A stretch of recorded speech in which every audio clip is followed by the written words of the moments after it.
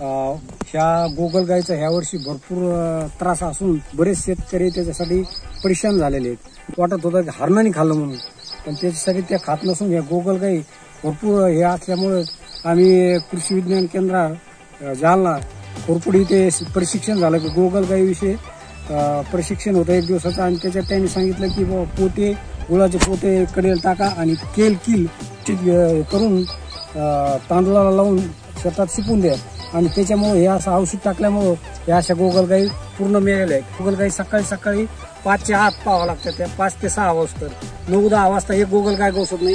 हे औषध त्याच्यात टाकायचं, हे आम्हाला कृषी विज्ञान केंद्रावर औषध पोत्याचा प्रयोग सांगितला आणि औषध सुद्धा सांगितलं होतं की किल हे एक काडी, ही अशी काडी याच्यात टाकलं की खाला येतात आणि खाला येऊन त्या गोगलगाय आपोआप मरून जातात।